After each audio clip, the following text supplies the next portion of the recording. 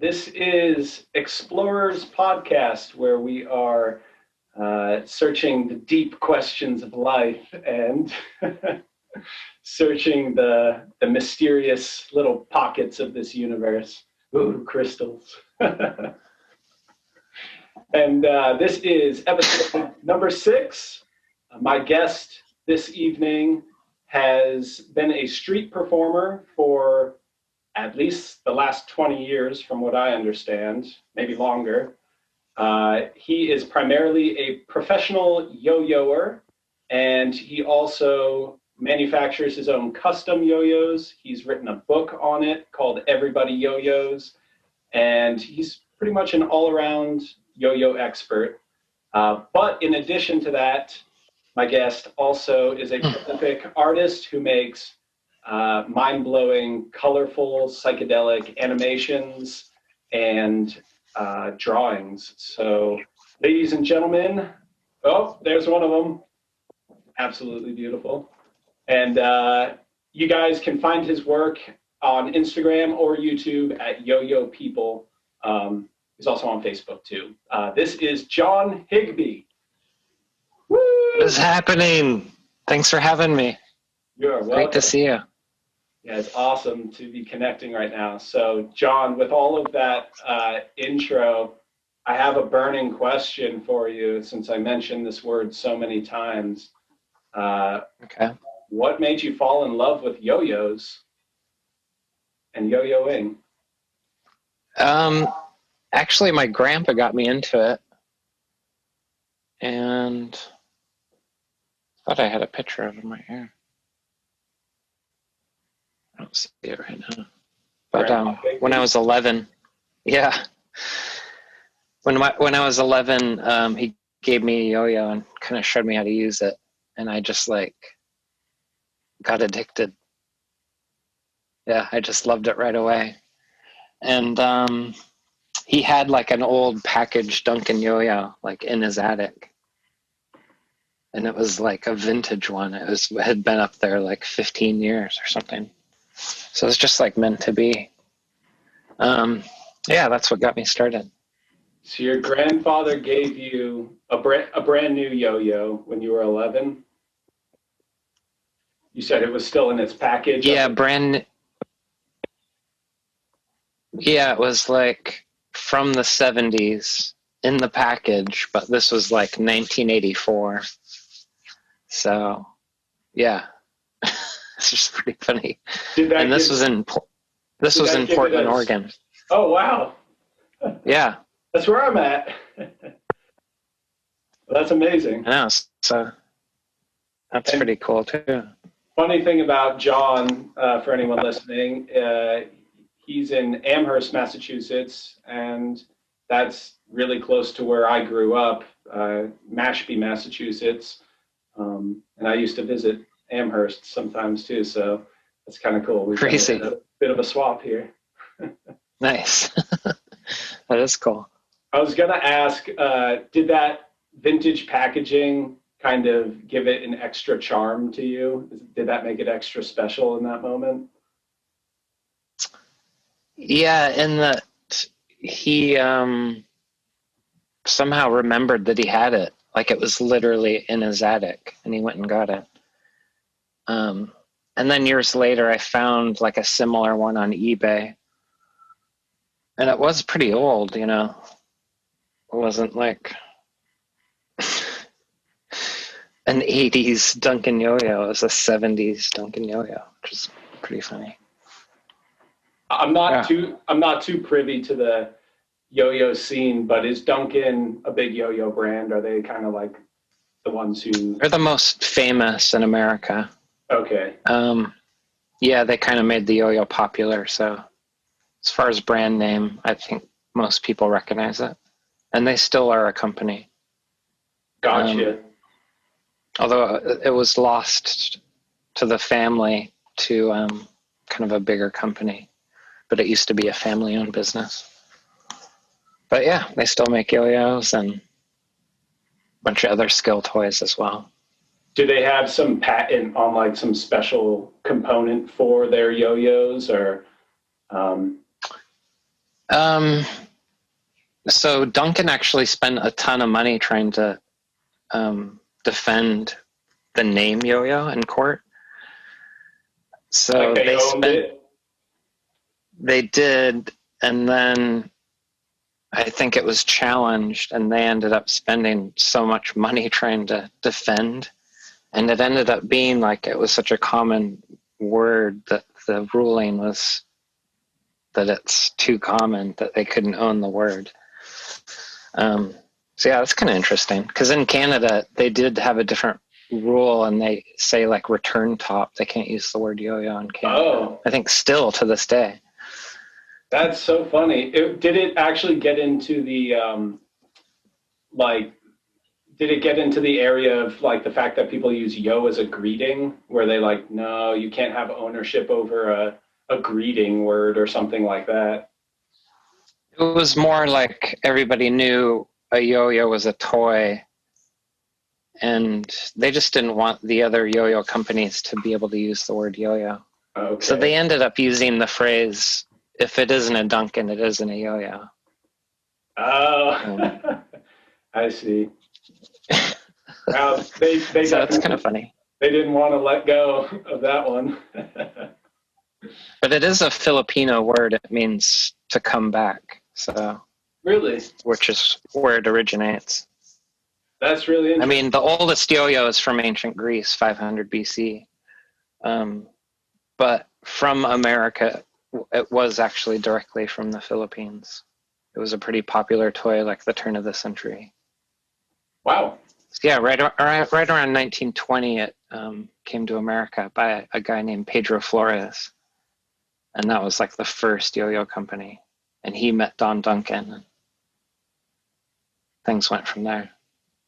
That's so interesting. I had absolutely no idea that it was of Filipino origin, or you said also Greek origin, even further back, where they had some proto. Yeah, they've found some clay yo-yos from 500 BC in Greece.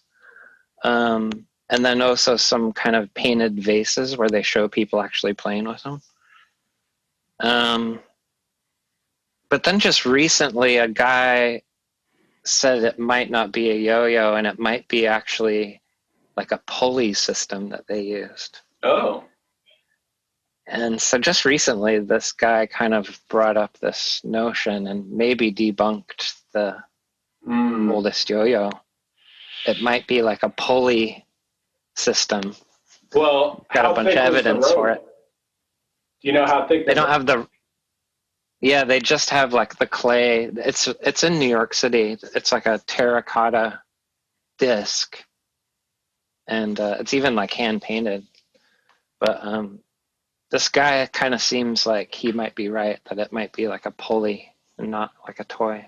But it still kind of dates back to like ancient France, like in the 1800s and stuff. So it's been around. Interesting.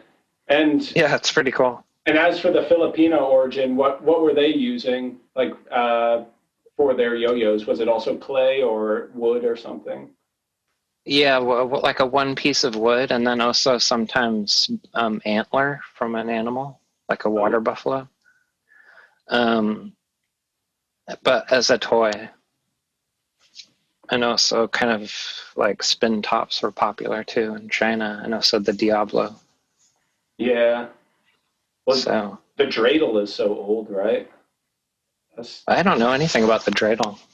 I mean, that's kind of a spin top, right? Yeah, that's the like ancient Jewish.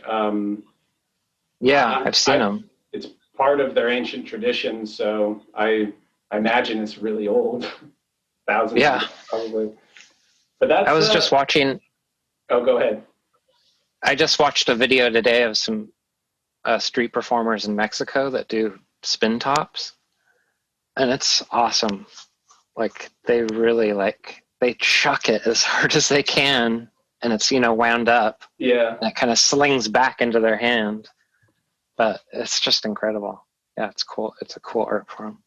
For you, John, is it sort of like the physics of it that's really alluring, or is it sort of like expanding upon the tricks and the creativity that makes it exciting for you? Or is it kind of both?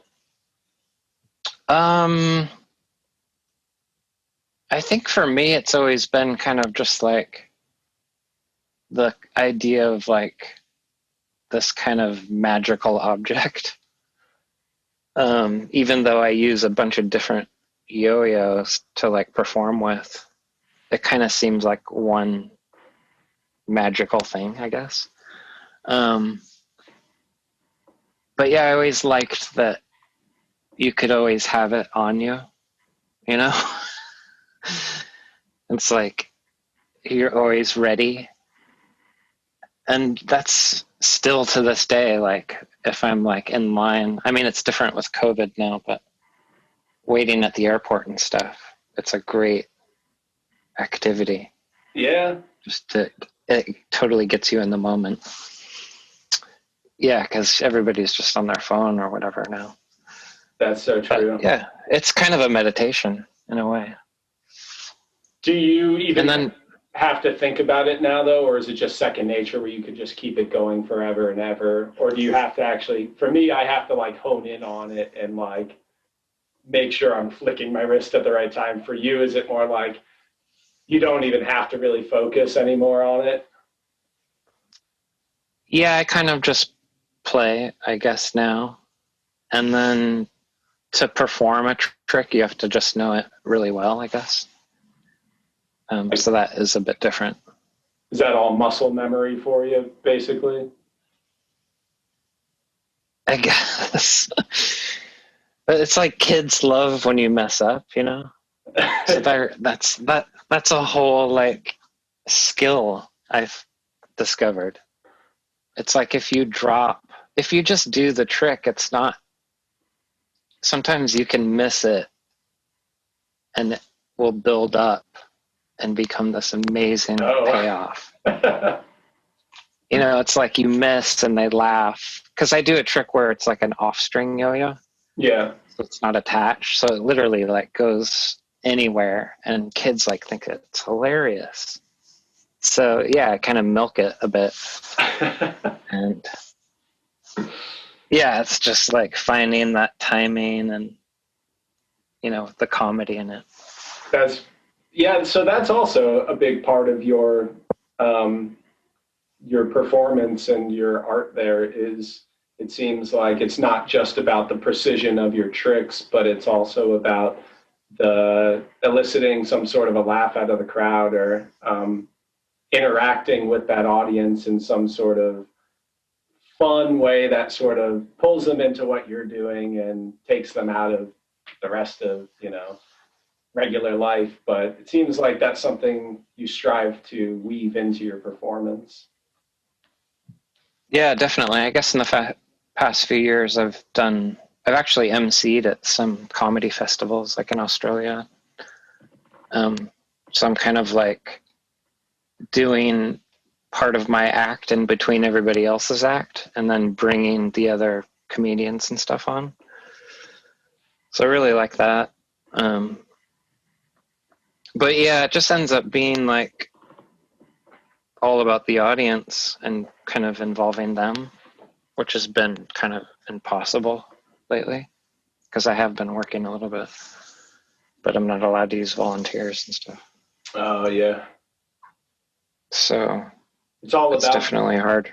It's all about that engagement for you, huh? Like to really make the show special. Yes. As soon as you bring up a person, that person represents everyone.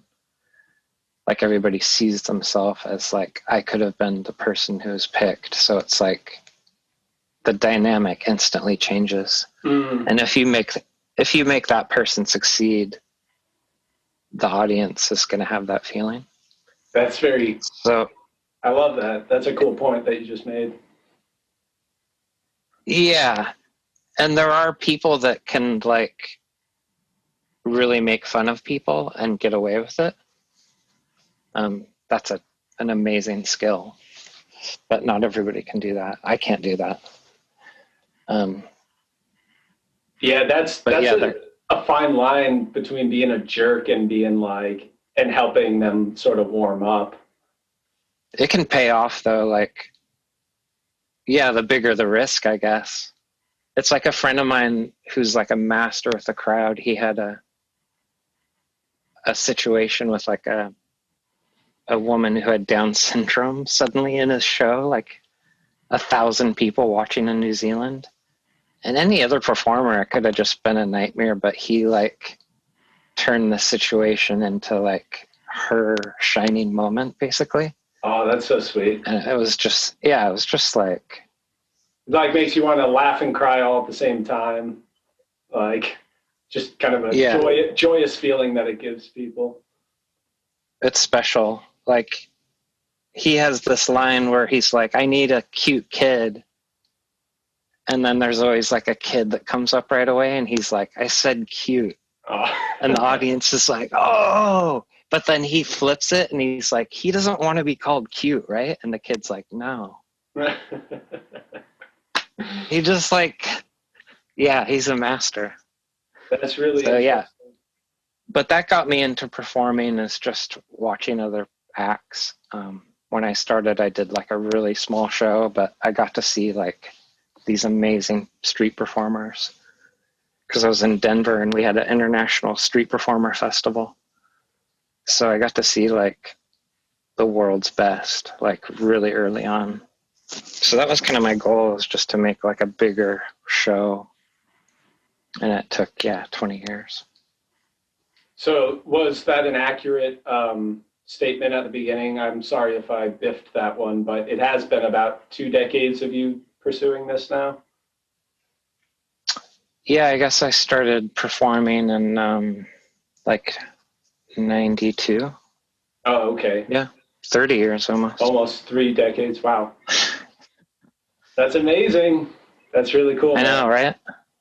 Yeah, I mean... Yeah, I've got this amazing resume. I just actually typed my resume for the first time. Yeah. And it was really like a surreal... Yeah, just... I mean, 26 countries and just like the festivals and television. Yeah, opening up for bands and like working with kids with cancer, like just seeing it all on paper. I was like, wow, this is crazy. Working with kids with cancer, what was that specifically, and what was that like? That's something I do every year for the Dana-Farber. It's in Boston. I do a week-long like residency where I go actually room to room and do little mini shows for kids who are receiving like chemotherapy and things like that. Mm. Yeah, it's amazing. That's so cool. It's one of those things where it's like when I was first asked, I think I've been doing it 10 years. When I was first asked, I just didn't think I'd be able to do it.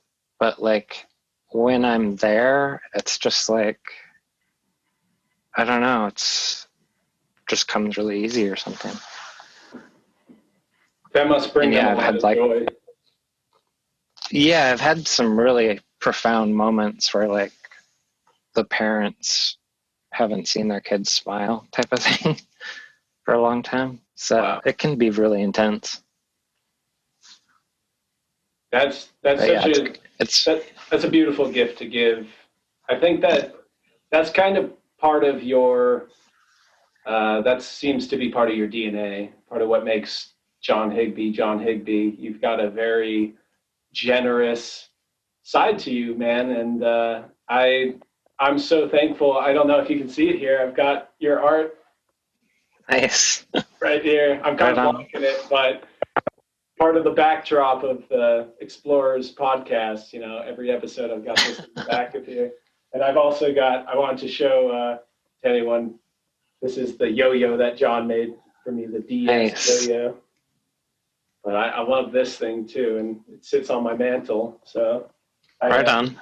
I appreciate those so much, but I think that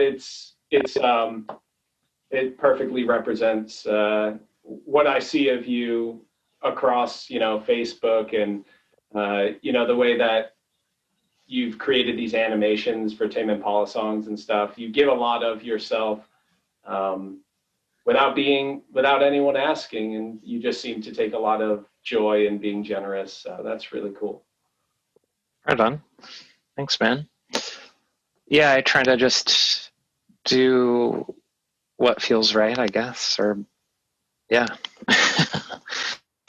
This year I've been, just trying to do a bunch of art that like I want to do. So yeah, making like an entire Tame Impala video is kind of crazy, but it just makes me happy. So it's and I got a lot of positive feedback. Yeah, it makes a lot of other people happy too. Yeah, my first one I posted, I got like 1,000 comments on Reddit. Wow. It was crazy. It's never been that good since, but the first one really. Isn't that funny? I've had the same exact experience on Reddit. Yeah, I've gotten lucky with like actually this drawing I just did. I posted it on a couple different things, and it got like 600 likes. So oh, that's awesome. Cool. That's really cool. Yeah, and I got. Yeah, go ahead. I was just gonna say the first week of Reddit was like it gave me a bit of an ego boost, and then the next week was a sad follow-up. Yeah, it's so random, but it is kind of a good test sometimes if you are just trying to see what people like or whatever. Yeah, it is interesting. It's like that with street performing. It's like you try something out. Sometimes people are just like, "Wow, this is great," and it's kind of a surprise. It can be the same with like a piece of art, or it's just like this really resonates with people, and sometimes it's just the timing. You just get lucky or whatever. Yeah. But I've definitely got work from posting my stuff. Well, so yeah, I guess now's a decent time to sort of mention that. I actually discovered John through Reddit from the Tame Impala page, and it was John's animation. That's right. He does hand-drawn paper, cutout paper animations with like a light table and maybe some other components that I'm forgetting here. But I loved John's style and work so much that I wanted to reach out and commission a music video. And so that is how the Perfect Hero music video got created. That's all John. So yeah, that was really fun. That's awesome. Yeah, I remember seeing your album cover and really liking it. So I definitely noticed it. I love like that claymation look. Yeah. It's really, that album cover is awesome. Oh, thanks, man. I appreciate that. Yeah, it's legit. That's one that I actually have the thing over here that I just cut down to size, but this is his little platform. These are so great. This was like a stocking stuffer, one of those candy cane tubes with some shots in it of like, I don't know, whiskey or something. But I chopped that in half, and that became the the basis for that. This stuff here, so rad. I poured some glow in the dark like epoxy resin in these craters, so they actually like glow in the dark with a UV light. That's great. So cool.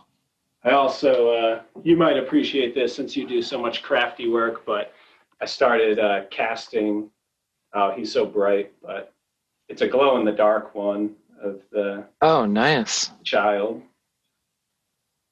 Wow, cool. Kind of hard to see in that lighting. Love it.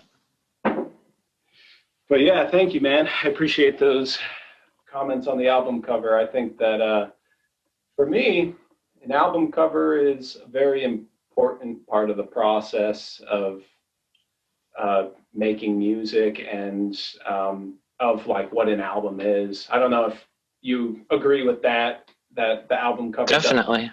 Yeah. Sometimes I just look through iTunes. Just for the album. It literally, yeah. Yeah, I'll click on a a record that I like the art, and sometimes it brings me to some great music. I think that But yeah, album art is amazing.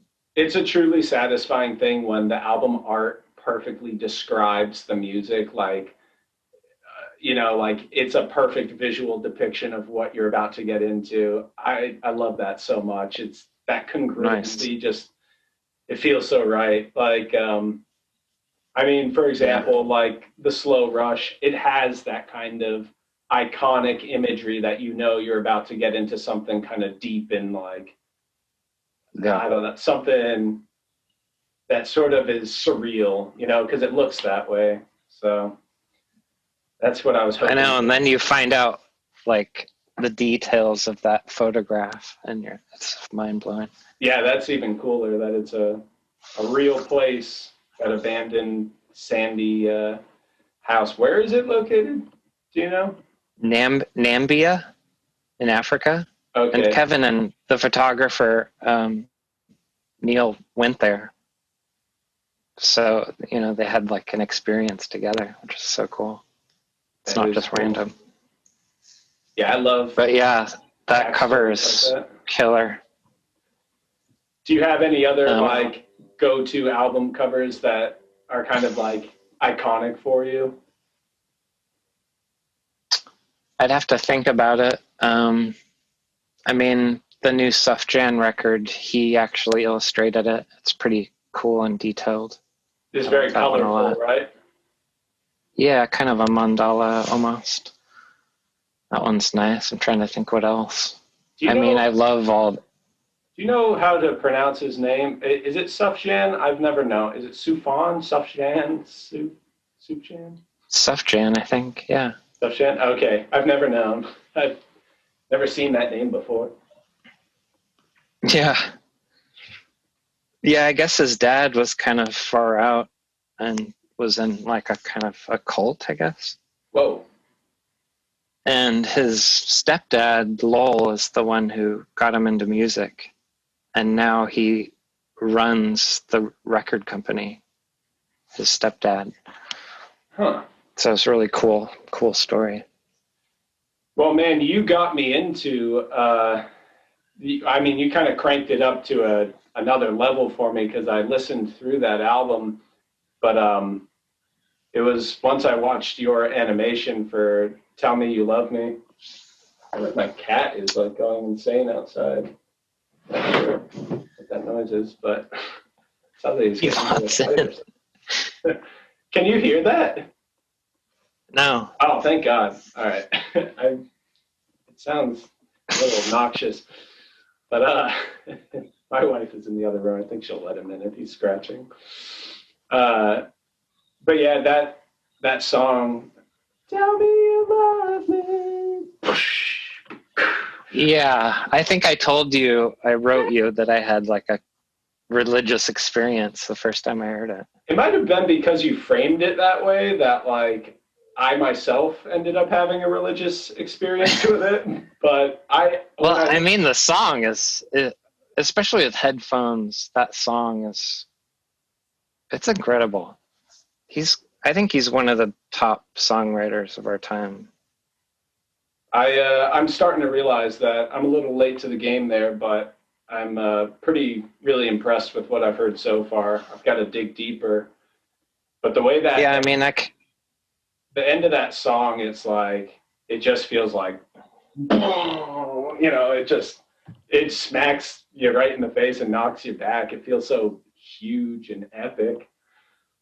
Yeah, I almost saw like a UFO taking off or something the first time I heard it. It sounds like a blast off. It does. Yeah, he's next level songwriter. I have no idea. I don't know where he's coming from. I really liked that song though. And I liked that whole album, but I only gave the album one listen through, so I can't really have much of an opinion on it at this point. But definitely seems like a guy that I want to like dig into deeper. Wasn't he doing some 50 States project or something like that? What's that all about? Yeah, he did 2 records that were state specific, so Michigan and Illinois. And I think he wanted to do one for each state. So yeah, people always joke about it now. Oh, so but I think it is an actual project. I think he actually is focused on it, but he wants to involve a bunch of other artists. So I thought that was actually underway, and I thought, wow, that's a very collaborative sort of mission there to do that. What is it? A song for every state, right? It's kind of the premise of it. It was a record. Album for every state? Oh my God. Oh, wow. So he did Michigan and one called Illinois. So yeah, that's what. Oh, I see now. Okay. Yeah, there's 2. And then he's recorded like over 100 Christmas songs. He has like 2 big Christmas records. He's kind of famous for it. Is that like something he does ironically, or does he really love it? Yeah, he loves Christmas, and he actually has some good originals. There's one called "The Worst Christmas Ever." It's great. That's pretty cool, because that's definitely a field of music that desperately needs new contributions to it. Yeah, his stuff's great, actually.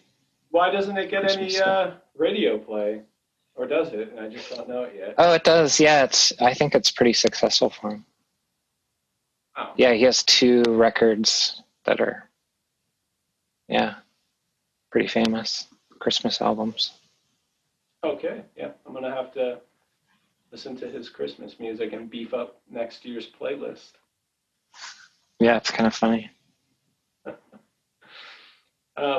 I wanted to kind of poke into your mind a little bit about your creative process personally, and kind of just get to know all the little nooks and crannies of that, and sort of what the linear process looks like. I know you do so many different forms of creativity, so I mean, I'm sure that you have a process for yo-yoing, and a process for animation, and a process for drawing a still image, and even engineering sort of the audience experience like you were talking about. That's like a whole nother discipline and skill set, and takes a different creative approach. So we could kind of focus on one, but I would also love to sort of hear your ideas about how the creative process might sort of fit over these different subjects, kind of what they have in common. Would be interesting to hear about. So I'll just kind of start by saying, with your animation, what comes first, and then kind of lead me through it from there. Let's see. I guess kind of a general idea, or I guess I start to kind of see imagery in my mind just from listening to the music. Mm-hmm. So that's kind of the first thing, just a basic feeling, I guess. Do you jot down those words, or like little reminders at that point of like, oh, I'm picturing a desert or a mountain? No, not really. I kind of work as I go a little bit. So I kind of start from the beginning, basically. I mean, the first video I ever made was for a friend, and it was called Quarantine Blues, and he wrote it during COVID. And he just asked me to try it out. So it was kind of a test. And it turned out really cool. And then I just got inspired. I mean, I always wanted to do animation from when I was a little kid. And so I guess I just naturally wanted to do a Tame Impala song because they're my favorite. And I picked on Track because the lyrics kind of lend themselves that they're kind of descriptive. Like the first line is like, I closed the front door, and turned on the light. And so that I just kind of kept imagining that beginning. So that's kind of what got me started. It's just like those lyrics. It's funny. As you were saying, I closed the front door, the like thing closed over your camera. Throughout my life. And then the other ones I've done, I've kind of picked themes. Like I did like an old Western, and I based that off of like kind of vintage Western movie posters. So I just started like researching that. And that's kind of a technique I heard that director Harmony Korine does. I don't know if you know him. He did that movie Kids and Spring Breakers. I've seen the way he. What's Kids? I've seen Spring Breakers. Kids was kind of the film that put him on the map. It's kind of old, but it's a really popular independent film from the 90s. Yeah, it got him super, popular. But his process is just gathering like a ton of imagery that he likes, and he kind of gives it to his actors or that type of thing. So I kind of like that idea. It's just like finding a bunch of stuff, and sometimes I'll screenshot it, but just looking at it kind of gives you the vibe. So I really like that kind of like Western kind of two-toned movie poster. Just kind of got inspired about that. And so I made that video for Borderline, and it's all like kind of a Western. But then I used like some imagery of some lethal art, like some yarn paintings, which I collect. Oh yeah. And these are like done from peyote ceremonies. So that was kind of that inspiration. It kind of gives you a little bit of an idea. Yeah. But then I just start drawing. Like, I don't pencil anything out. I just start drawing. Like today I did this one. It's kind of a big gnome world. That's awesome. So I'm going to color this one in. I used to do... So yeah, I just start drawing and cut it out. When I was drawing a pretty similar style, like sort of this unsketched out, just dive in with the ink, someone referred to it as Zen Doodles. And I've always thought that was kind of an interesting term, but it is sort of like that when you're just committing and you're not doing a lot of pre-planning and sort of things are flowering out from a starting point. It is a very kind of like Zen-like state, and it is kind of doodly, It's like stream of thought. Yeah, definitely. That's really cool. I love that that process that you're gathering these images to the music first. That's really cool that it is born out of the music, it sounds like. And just... Yeah, and like the most recent one I did of Sufjan, I kept seeing like him on a giant bird. That's what really got me started on that one. There's no lyric about a bird, right? Right? No, but he is obsessed with birds. Like he has a bunch of references. Okay. He's performed with wings. Oh, that's cool. So I think that's where I got it from. But yeah, I just kept seeing that. And then it turned into kind of a metallic...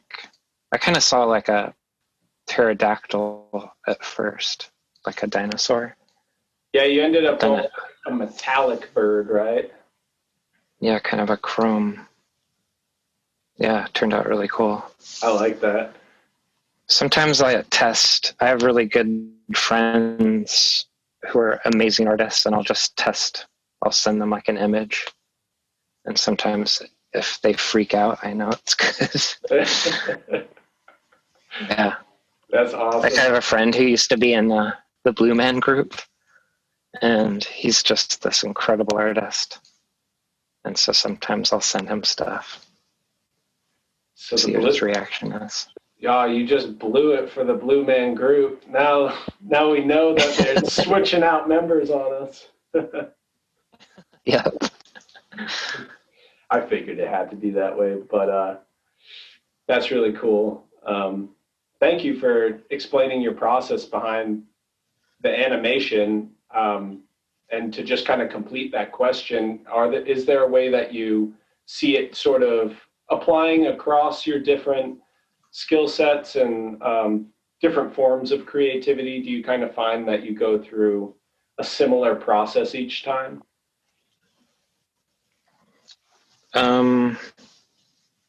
With all the art I do, or?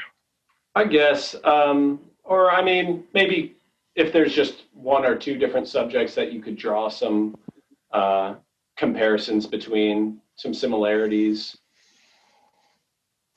Yeah, I guess I always just let it take me where it takes me.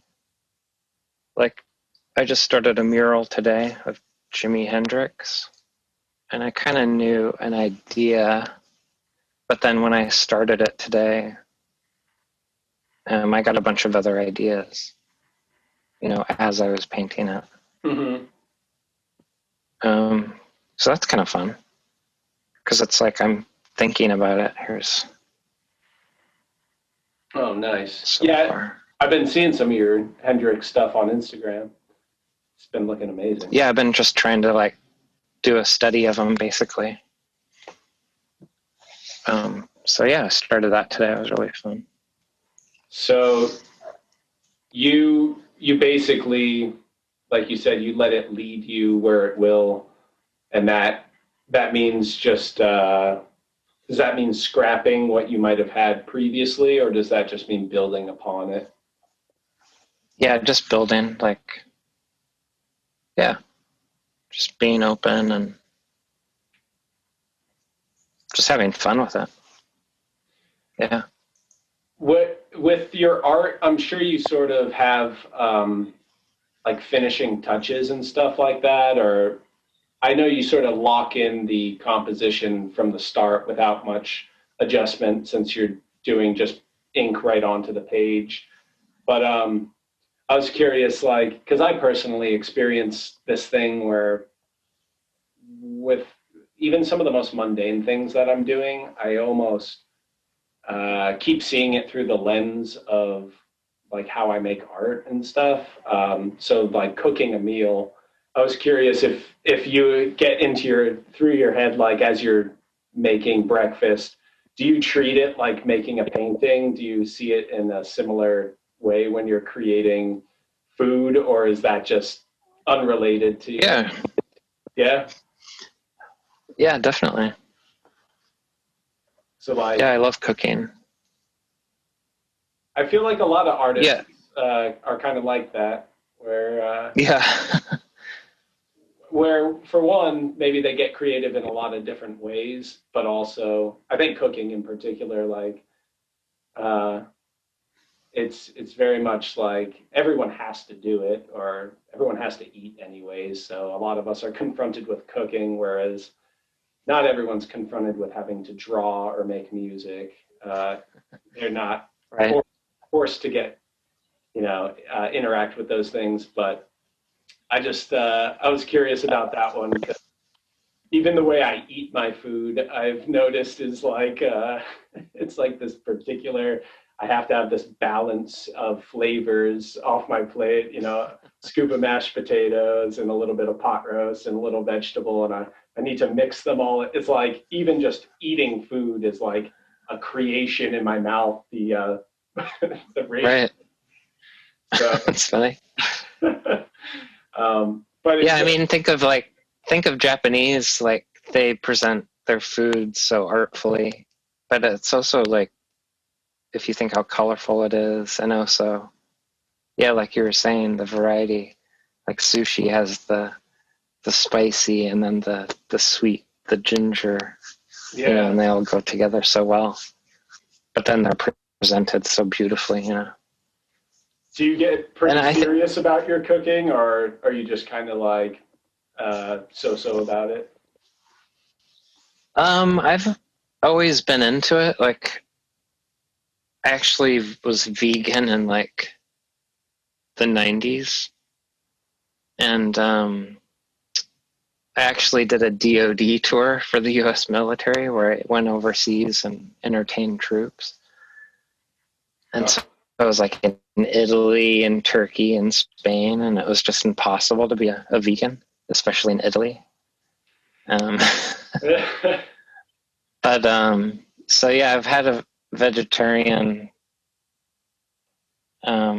lifestyle, I guess, for like 30 years, and actually lived with a really amazing chef. Like in my 20s, I lived with this really cool family where it was like I took care of the kids in exchange for room. But the mom was a cooking teacher and instructor and this amazing like Italian chef who never used like any measuring cups or anything. Wow. You're just like, so she taught me a lot.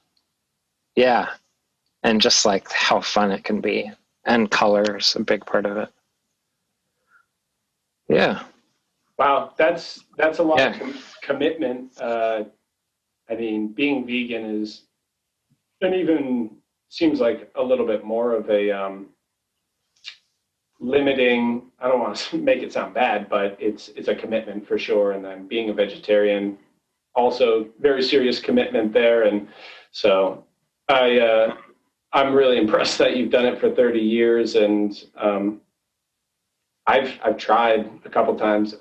My heart always goes out to other creatures, and I don't like the idea of taking any life unnecessarily, and I also just am appalled by factory farming and think that it's a really dangerous situation for a number of reasons, you know, not just the carbon emission or the methane emissions, but the GMOs and the steroids and all sorts of other things that are, you know, we're kind of shooting our own selves in the foot by ingesting these things. But yeah, I could go on and on about that stuff, but I've tried to be vegetarian, and it's like a real challenge for me. My stomach is constantly grumbling, and I'm already kind of picky with food to begin with.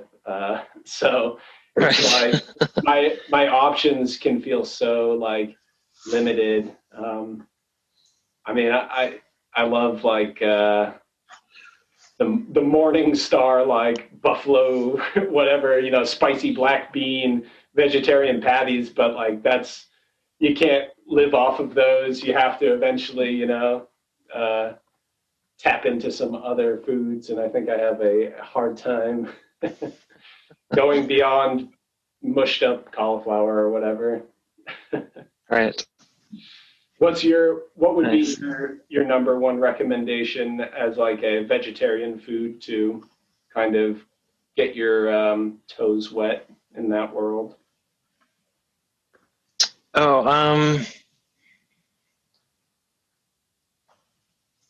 I guess just I don't know, for me, I read this amazing book called May All Be Fed when I was like 20, and it was by John Robbins. He was like supposed to inherit Baskin Robbins, the ice cream chain. And he ended up finding out how evil the dairy industry was. So he wrote this book kind of about world hunger, but then half of the book was vegan recipes. So it was kind of like a political book, but also like a humanitarian, and then a cookbook. And so that book, like, yeah, just like blew my mind. And then I just tried it. What's a recipe that really stuck with you from it? They have like this amazing, it's like a tofu loaf, which is a horrible name, but with like a mushroom miso gravy. Okay. So it almost tastes like stuffing a little bit, but you can slice it, and then the mushroom miso gravy is this incredibly rich gravy. Yeah, it's really nice. But you use like fresh basil and tahini. Mm. Yeah. I love A bunch of other fresh herbs. Yeah. So that one I always make for like Thanksgiving or Christmas. It's really good. What about crispy and crunchy foods that are vegetarian?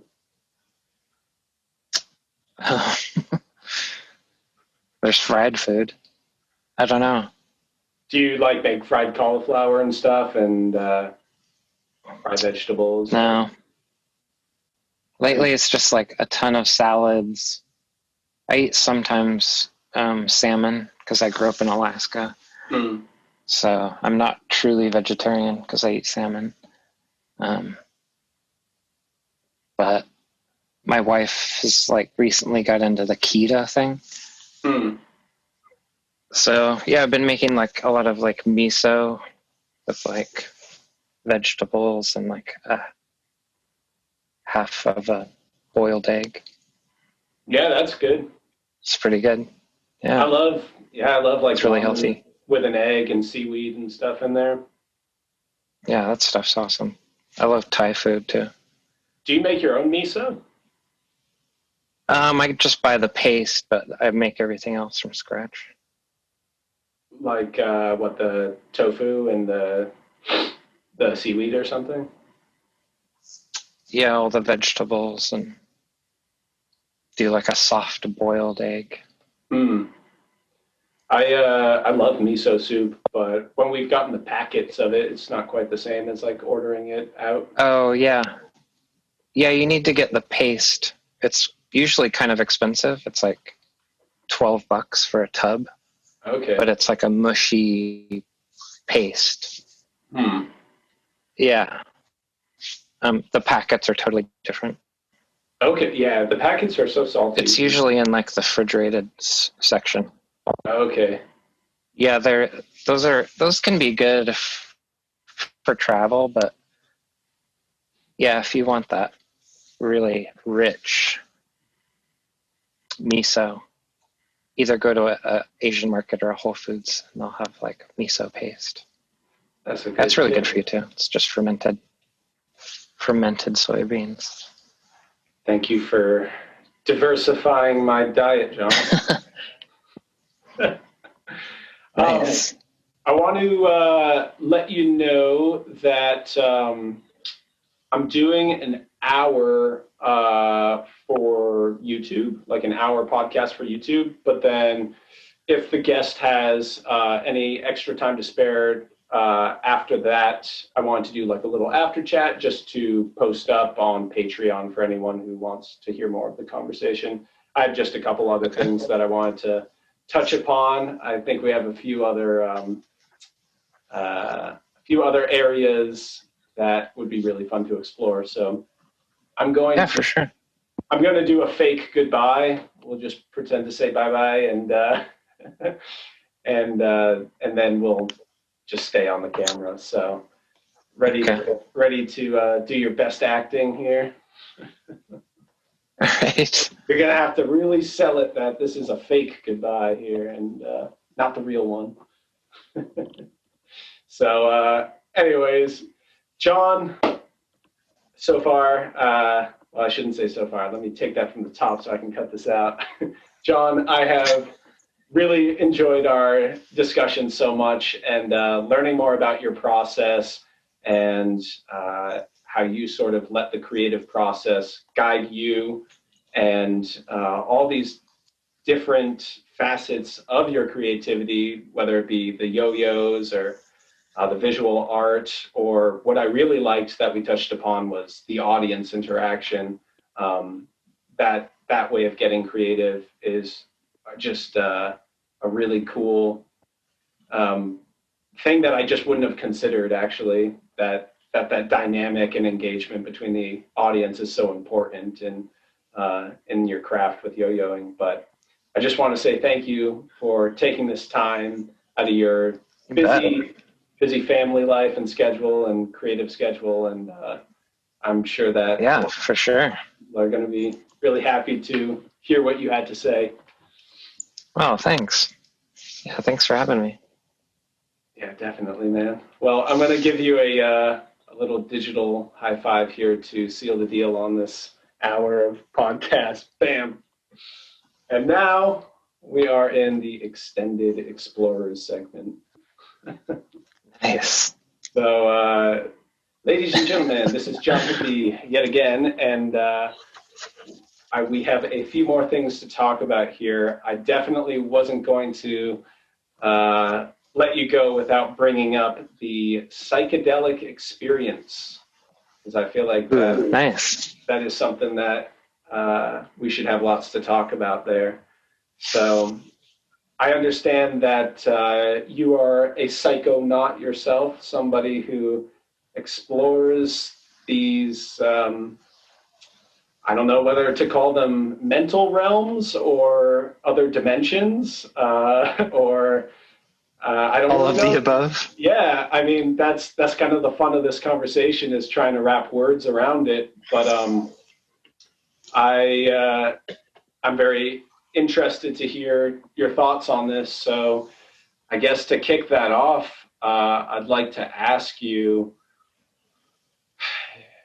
let's elaborate on that right there. Do you think that the psychedelic experience and, the whole spectrum of them, do you think that they are contained within the human mind, within the brain? Or do you think we're interfacing with a different aspect of reality that maybe science could one day come to explain, but right now we don't have the tools or words to really quantify what those states and what those realms are? Do you think that it's just all in here, or do you think your consciousness is going out of here and interfacing with a whole pretty world that's overlaid over the top of ours? Go ahead. Yeah, I mean, I guess you could break it down to, there's a bunch of different vehicles that you can choose. And I don't know, what you just mentioned kind of made me think of a lot of people's description of doing DMT, which I've never done. But a lot of people say that they encounter entities or like a different type of being. And the reports are really consistent. So it does seem almost like a world that could be mapped. And I think that is the intention of a project coming up, where they're going to continuously feed someone DMT and see if they can stay in that space and kind of navigate and make a map of that world, basically. So that idea is like kind of a legit idea that people are kind of exploring. But like, yeah, depending on the different molecules that you take, like LSD, I feel like is kind of a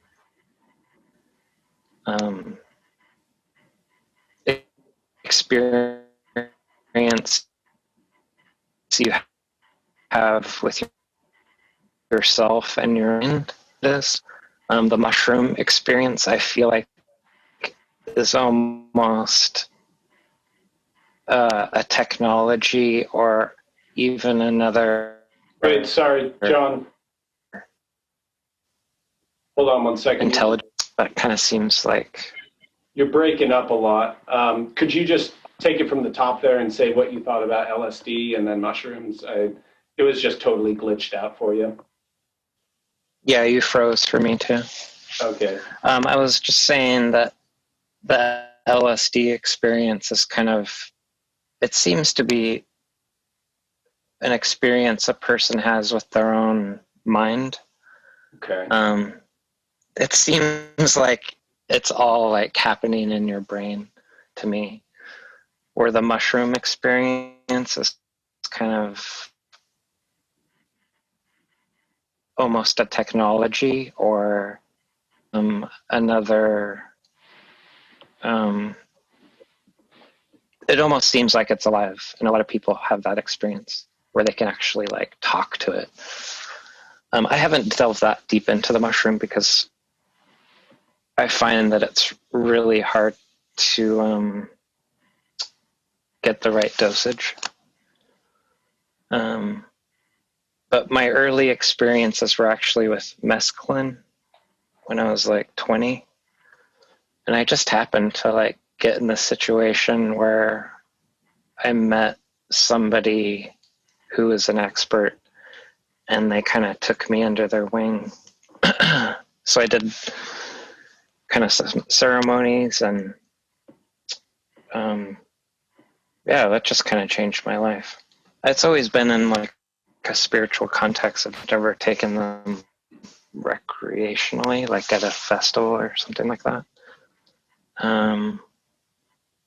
When you say that, does that mean you have to be alone when having these experiences, or do you prefer to have a tripping partner?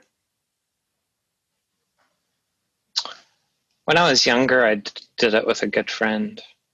But I haven't, I've done it recently with my wife for the first time, but in general, I kind of just do like a candle music. You do what? Yeah.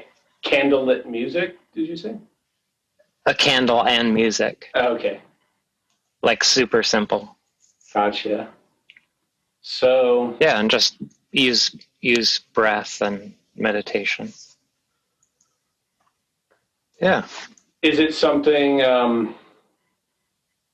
So kind of to recap what you said there, basically, you haven't had any experience firsthand with going to maybe a place outside of yourself that you really have to relay there? I have had like some astral projection with LSD. I had kind of a time travel experience with the mushroom ones. But nothing too crazy. Have you ever depicted some of your psychedelic trips or experiences through your artwork? Like in a very specific sort of way? Yeah, a lot of the imagery in the latest one of the Sufjan.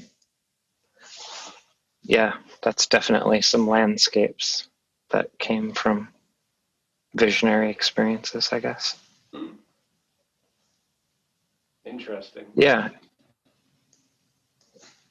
I kind of like with practice and like eyes closed, or there's also like a mask that you can wear called Mindfold. Have you ever seen these? Is that the lucid dreaming thing? It's just a blackout. So you can actually have your eyes open, but there's zero light. Gotcha. It's an Alex Gray invention.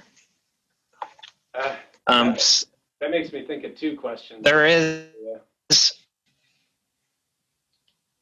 But I'll let you go on. I'm going to hold these questions in my mind. But there's, kind of a landscape you can enter. And okay. We just glitched out, I think. With practice, you can kind of enter into a landscape. You did? I don't know how far behind we are on the audio lag. Are we caught up yet? The words matching my mouth? Your internet connection is unstable. Oh no. Is the audio synchronized yet? No. Yeah. You're frozen. Now you're back. Is the audio matching now? Yours looks fine to me. No. The audio's still off. Yeah, yours is off. Is it like? Oh, now you're back. Is the audio okay now? Is it good? Yes. No. Yeah. It's good now? Yeah, seems normal now. Okay. Okay, cool. Sorry that totally devolved right there into glitch city. I don't know if we're like communicating anymore. You can't hear me though? Yeah. Okay. I'm just gonna carry on then. I was gonna ask, because you were talking about Alex Gray, I noticed that you performed at the Chapel of Sacred Mirrors. When was that? And I'm interested to hear about that because he's such an amazing visionary artist that and that kind of fits into this whole world of psychedelics and art, I suppose. So yeah, what do you have to say about that experience? Yeah, my mom was actually a fan of his. So I remember his book like on our coffee table like when I was in high school. And so I've known his art for a long time. I reached out to Allison. I just wrote an email. And I had a connection, actually. My neighbor across the street was a super famous painter who knew them, named Greg Gillespie. He's kind of a classic American oil painter. So that's how I kind of introduced myself, that I was his neighbor. And she wrote me back. I couldn't believe it. I basically wrote and just said I was a fan and that if they ever needed a performer, I'd donate a show, basically. And just told her what I did and stuff. And she's like, this would be perfect. So she invited me. It was actually 420. And did the full moon ceremony. I'd never met them. And then was backstage. It was like the most like unorganized event I've ever done, I think. Where I just ended up, I brought my own amp and just fully ran my own show, even though they had their own sound system. It's like nobody was helping. But anyway, I did my show like basically at their feet. And it was overwhelming. They were just right there and just like loving it so much. And like the show, killed because I don't know if you've ever watched one of their things. I've seen like a couple of their performing circle type things. I think so. Like the performers they have are like flute players or like, that's the vibe, right? Yeah. So like a comedy circus show was like, it was a lot really exciting. More punchy than usual. Yeah, so just Alex's face like 10 feet away from me was really overwhelming. And then, I finish and take a bow and my wife's there with me and, they're like embracing me. And this is like how I met them, That's really cool. And yeah, I've talked to him a few times since then. And like he's written me online and called me brother. And it's just like unbelievable because I'm such a fan. That's really cool. Yeah, that's his painting right here. Yeah, I was going to ask who that was by. That's Albert Hoffman? Yeah, this is a painting by Alex Gray of Albert Hoffman.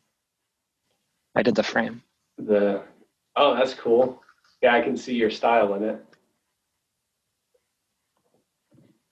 Yeah, so they're building this huge psychedelic temple called Entheon.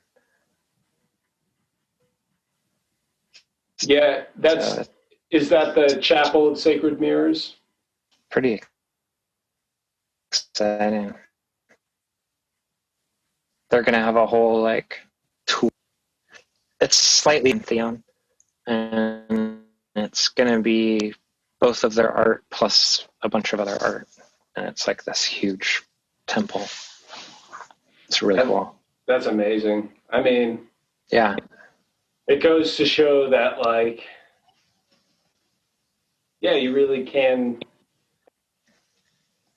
beautify the world, like, with your own sheer willpower. It just seems like it just sort of, I mean, to kind of put it bluntly, I guess you could say, like, all they touch sort of turns to gold, or turns to psychedelic gold, or it has this, it radiates beauty. And it's cool that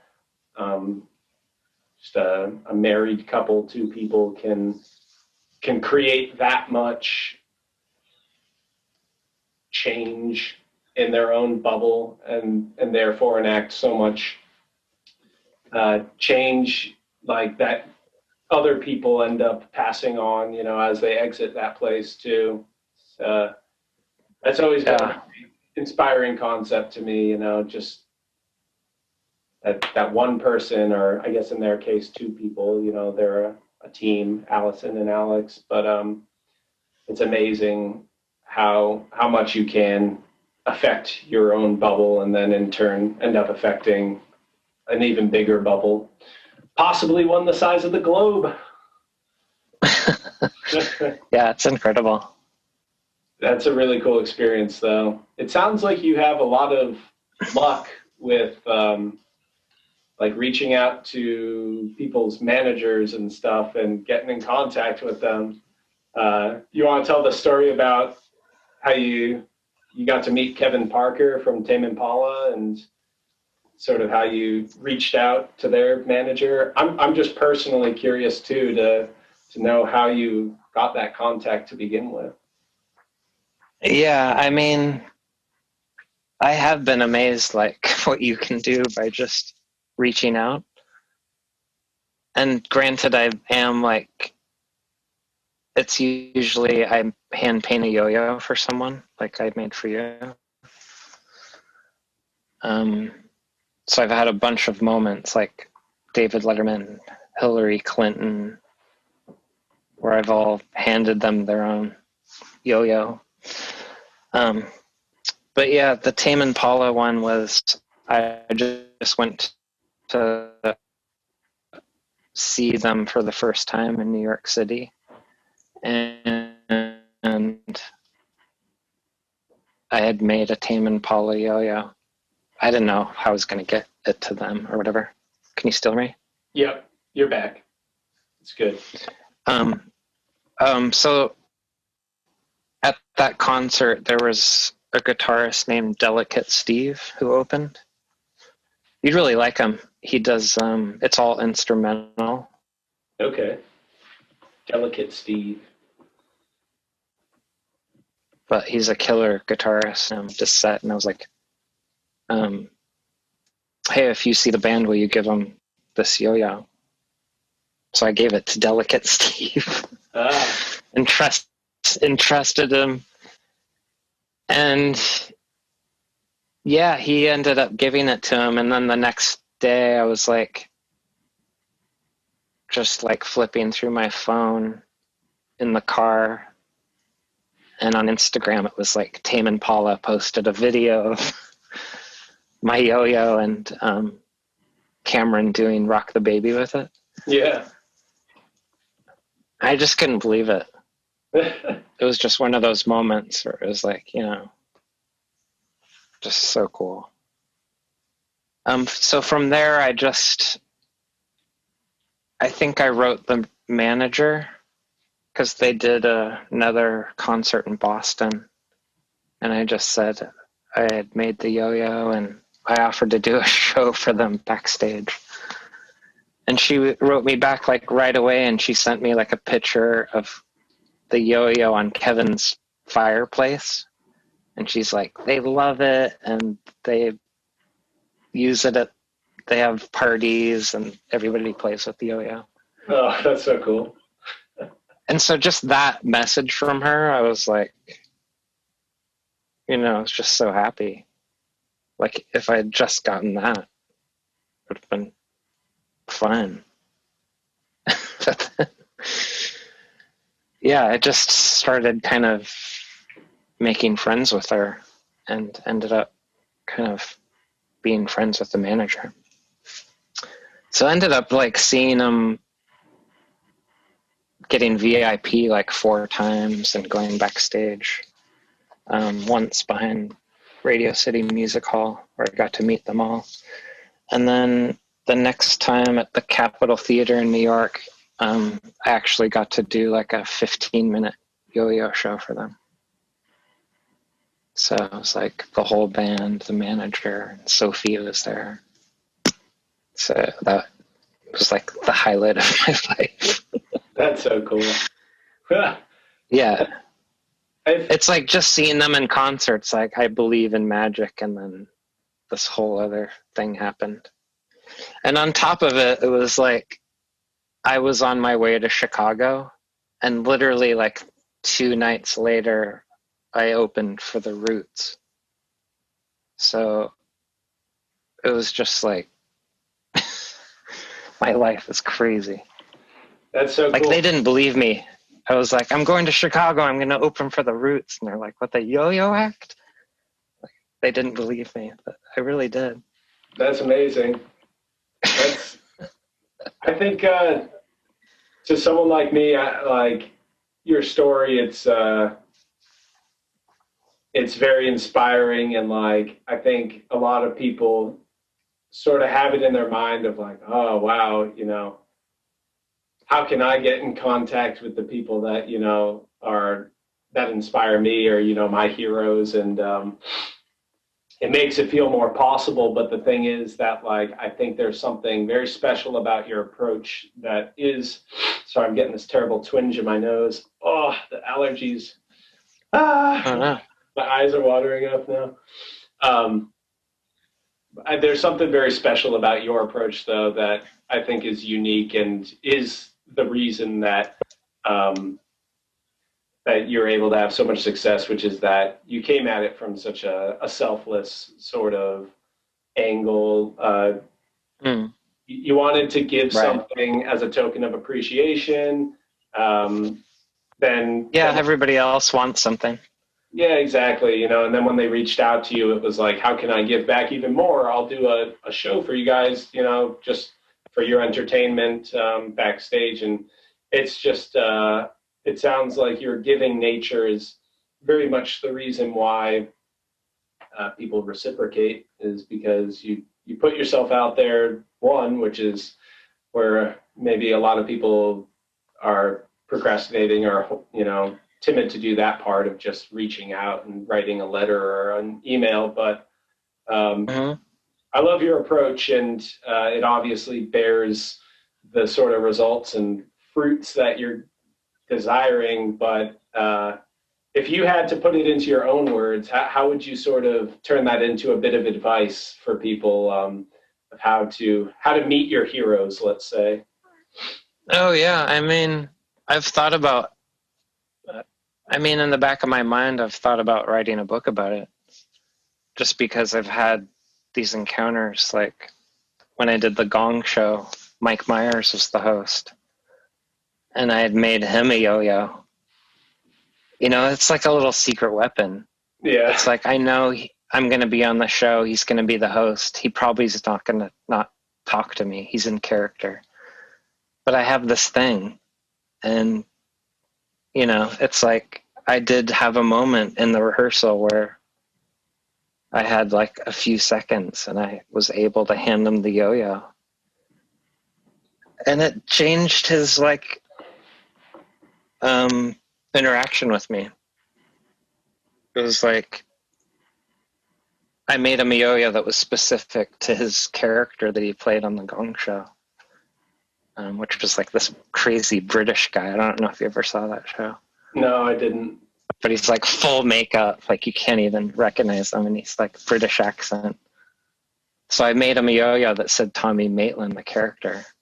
and he just like, it blew his mind. And so then when we did the taping, he's in the full tuxedo, he's in the full makeup, and I performed, and he like hugged me so tight. It really felt like that was his kind of way of saying thank you, I guess. Wow. So it was just like, this is Mike Myers, this is like Austin Powers, Wayne's World, yeah, all in one man, and just like, things like that. Shrek. So yeah, like same thing with Hillary Clinton. I did an event where Drew Barrymore hired me, and the Secret Service was literally like, don't give her anything. Oh, wow. Like, and I was like, fuck. But you had the yo-yo on hand? Yeah, I had a custom-made Hillary yo-yo, and I had the moment where it was like, I got to meet her, and I was like, I made you a yo-yo, and she flipped out. She loved it. Oh. And it made Hillary Clinton laugh.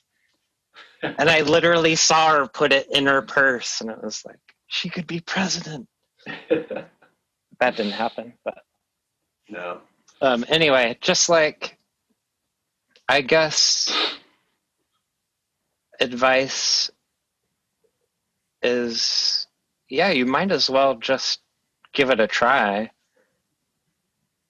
Like, some people are really accessible, and others you'll never be able to get in contact with. And it's just their personality, I think. And sometimes it's just luck. It's like the timing. Like when I wrote Allison, I feel like I just got lucky with the timing because they're so busy. So it's just like, it's a matter of like putting yourself out there and not expecting anything. And just keep doing it, I guess. Like, you are going to meet, you probably will get to meet somebody you really admire and be disappointed by it. But you'll also be pleasantly surprised by someone else. You know what I mean? Yeah. Like, I did America's Got Talent, and I was a huge David Hasselhoff fan. Because I used to watch Knight Rider as a kid. Well, it turns out he's a total asshole. Oh. Things like... He's not on the panel, is he? He used to be. I did like the second season, so this is like, 12 years ago. Yeah, I think I saw a little bit of the YouTube clip, and it looked like they ended by being like, oh, well, at least you guys got each other or something like that, and like being kind of rude about it. Yeah, it was a totally different show back then. It was like kind of the bully culture, which is so not cool now. Yeah. But anyway, it's like, it's the same thing with like seeing a live band. You'll go see some concerts that some artists are able to get their music across live in a way that's so special, and others, it's like, I like the record better. Do you know what I mean? Definitely. So it's kind of, it's funny that way. You never really know what to expect. Celebrity is a really weird thing, and some people are just really bizarre, and they're just closed off, Like they think. And that's one thing with like, that's what other people. Yeah, and that's one thing about giving them a personalized gift, is it really disarms them, because they're so used to everybody wants a picture with them or whatever. Mm-hmm. And I get it. That seems tiring. Yeah. Have you ever had it where you have reached out to somebody and, have you had instances of people you reach out to that you never hear a word back from them? Yeah, definitely. Suf Jan. But I feel like he doesn't even have a cell phone. So, just like... Is he that? And Kevin Parker's never written me personally, but he was super nice to me in person. Stuff like that, Yeah, it seems like he doesn't engage online really. or at least not anymore. I know there was a time when he was on Reddit and did like an AMA, but that was like 2015 or maybe even longer back. I remember my buddy was like, "Get on there, go talk to him," because I was a big fan since I found out about Tame Impala in 2011 or something, and so I kind of regret to this day, like, oh, why didn't I hop on there and actually ask some questions about his process? Oh yeah, I remember that. But yeah, it seems like he's not really like into the social media sort of thing, and that's pretty. That's probably like he's. How do I put this? Probably being that way is getting more and more rare because as a musician, there's an expectation that like you're this social media connoisseur, like master kind of thing, who can keep pumping out content all day and not really making music, as a priority. So it's lucky for him that his music has captivated so much of the public that he doesn't need to be glued to social media to make it all work. But everything. Yeah, and I don't want him to be. I want him to make music. Yeah, because I love it so much. I'm currently like sort of trying to juggle those aspects of like the creation and then the promotion. It's a little disenchanting, the promotional side of it. And I don't know if you've ever gotten like some Reddit trolls on your artwork, but it's never a fun thing. Definitely. It's sad. There's usually like one. Yeah, it really bums me out. Per post. It sends a bad vibration through my body. It's like I have to. It's sometimes it's just so much that I'm like, I just don't want to post to Reddit because like I don't really feel like enduring the criticism. But it's like the only way to get it to new eyes and ears is to like sort of bite that bullet and just face up to the fact that somebody wants to tear you down. I know, it's funny that way. I usually call people out on it, but yeah, because they're mostly just coming from a crazy perspective. I posted. So I think it's like the street performer in me because I'm so used to hecklers. Yeah. Like, working in Boston. Oh, yeah. And so I think somebody actually said that. They're like, you need to have thicker skin on if you're going to post something. And I'm like, yeah, I've got thick skin. Like, I've dealt with hecklers and street performers. Yeah. And that's face to face too. I think that takes more guts than somebody hiding behind their screen trolling on Reddit. Yeah. Okay. Yeah, I call people out on it. I know what you mean, though. I posted frustrating. I posted a song to the Tame Impala subreddit thinking like, I do psychedelic, dream pop kind of stuff. This crowd should find this, to be somewhat in the same range, even if they don't like it, whatever. But like, first comment on there is like, this sounds like a nursery rhyme with flangers on it. I'm like, really? That's all you could get out of it? Like, there's nothing, no other quality. It's just a nursery rhyme with flangers. All right. So it's just like, where do I even go from there? Like, all right, sorry you feel that way. I'm sorry that I like took up space on your feed. Like, is that what they're kind of aiming at? Is like an apology out of me? Of like, sorry, I interrupted your day with my thing. Yeah, there's just so many like personalities out there. I guess. Yeah, don't take it personally. Yeah, it's. I usually fight back. That's. Yeah, that's not an approach that works for me. I feel like I just end up getting more upset in the process doing that. Right.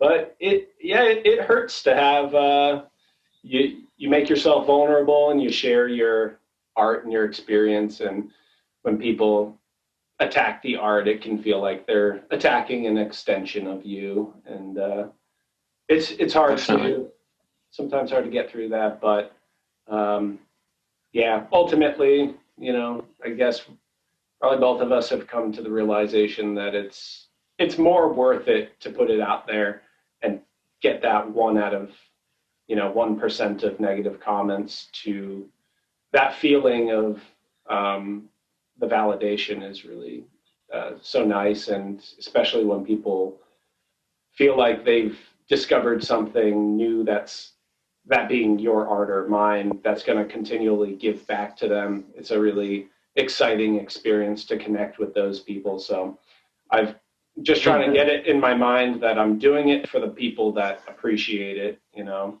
that's whether that's 10 people or 55 or, you know, 10,000, whatever. It doesn't really matter. Right. Or just the level of enthusiasm and support and belief in the art. It's more worth it. Definitely. To take the criticism, to be a part of that. Yeah. Well, John, I feel as though this is a pretty good point to wrap up the extended segment on. And okay, cool. And I want to thank you yet again. And this additional conversation has been really cool to explore as well. And, yeah, thanks for letting me talk about my life. Yeah, it's pretty funny. It's a fascinating life story that you have, and I know we didn't cover all of it. But if you're ever available again in the future, man, I would love to have you back on and chat some more. And there was just stuff that I feel like we only grazed over, such as the psychedelic stuff. And I didn't even get to ask you about aliens, which is my favorite conversation. Yeah, it's your favorite.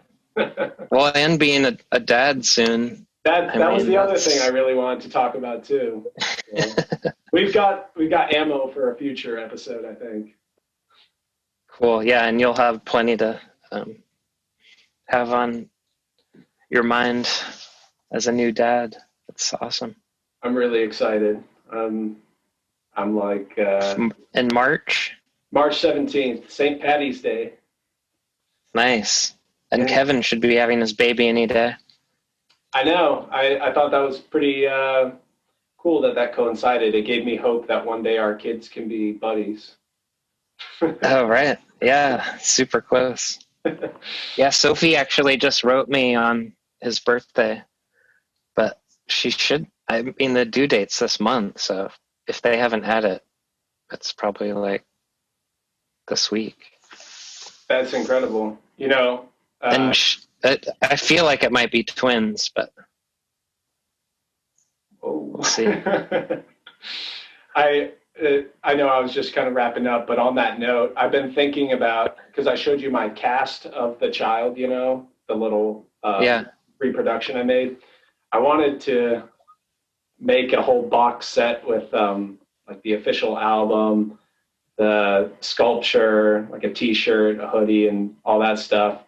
I wanted to send it out to Kevin and Sophie, but I have that's kind of why I was probing, asking like, how do you make your, how do you get it off? But, you know, it sounds like you got lucky with handing it off to that guitarist, the opener, and it all kind of unraveled from there. But I've had that in the back of my mind of, this would be a nice baby shower gift here.